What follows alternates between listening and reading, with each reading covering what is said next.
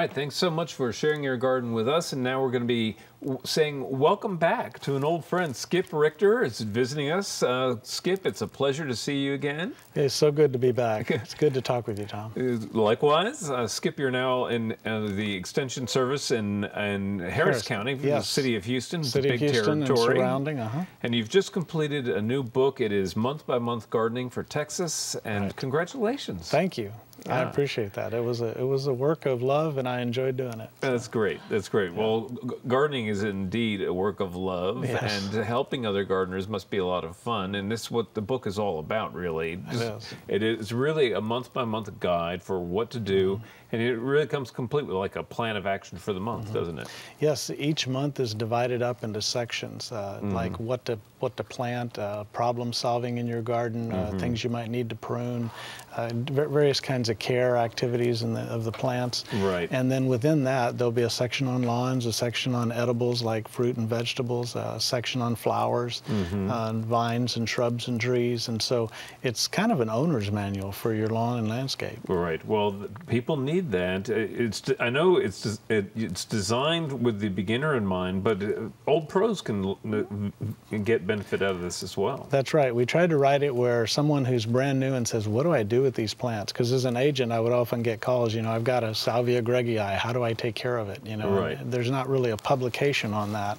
So we tried to write it where they could basically go through the year as a beginner and be able to know what to do, but also put a few things in there for more advanced gardeners to give them some good ideas and tips. Sure. Well, everybody needs new ideas all the time, and there's no such thing as knowing what to do all the time. So that's very helpful.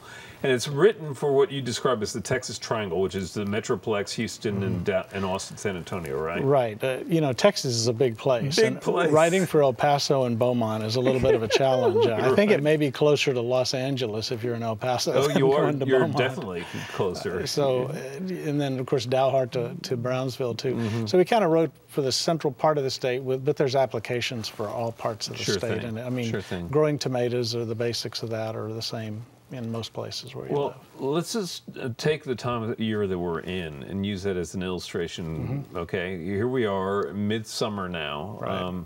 Anything special and what's at the top of the plan for this time of year? You know, for this time of year, we're keeping plants alive, hopefully by watering properly. That's the biggest challenge I think that people have. They tend to over or underwater or miss water. It's also the time when our spring gardens have kind of turned to toast. And if you have a vegetable garden, it's a great time to be building the soil by mixing organic matter into the soil and getting ready for the fall garden. Right. And then fall planting is coming soon. So preparing the soil for that, it'll be here before we know it. Yeah. Whether it's the vegetable garden or putting woody ornamentals or herbs in. Right. Well, these are three great topics. Let's tackle the watering one first, because this year's been unusual for water, at least here in Central Texas. I know in Houston as well, you've been deluged there. Absolutely deluged. A lot of Texas has. Yeah. So obviously trying to make sure that we're not overwatering might be key. That's right. In a lot of parts of the state, I've noticed that people just overwater the lawns. You know, whether it's Central Texas or even East Texas where it rains, people overwater their lawns. And the lawn grass needs about an inch of water a week. If it's in the sun and it's struggling along, an inch of water is enough to keep it going and keep it alive.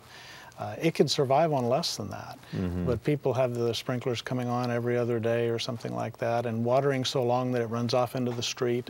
So the good drinking water they're using on their lawn is actually being wasted. Yeah, well, we see plenty of that everywhere in the state, where the sprinklers are going off in the middle of a downpour. Right. You know. Right. Or the day after it rains. Yeah. Right. Heads that are misaligned that are spraying on the sidewalk rather than on the plants. Is there anything about? I mean, we've seen a lot of fungal leaf disease and other kinds of things popping up here in Austin. Are there some basic checks and routines that we should be going through in our garden right now? You know, kind of knowing your plants is helpful. Some plants, like roses that are not disease resistant, the old types of roses that we've kind of getting away from with some of the antiques and the new roses coming in and taking the place.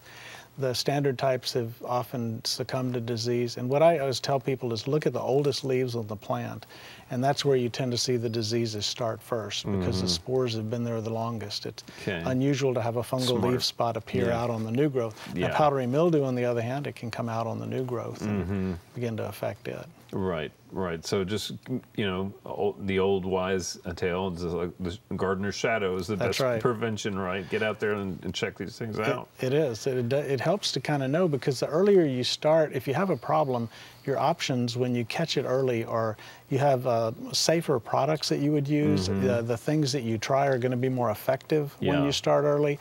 And sometimes the decision is to just let nature go, because the plants, if you've planted well and chosen good plants, they're going to be tough and bounce back. And not everything needs to be sprayed to be kept alive. Yeah. Well, you also reference getting ready for fall. Yes. You know, which it's a nice thought that fall is coming. Yes. In the middle of a Texas summer. We have to keep telling ourselves that. And so there are a lot of basic kinds of things that you can be doing in the garden. A little bit of cleanup too, right? Yes, a little bit of cleanup. Getting those old plants out, especially if they've had diseases and problems in a vegetable garden, for example, or in a floral garden.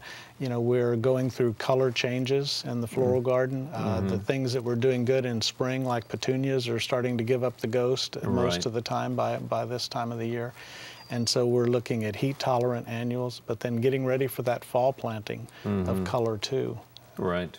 So getting all that taken care of. And you referenced the vegetable gardening, and that's almost like a complete reset almost. Yes.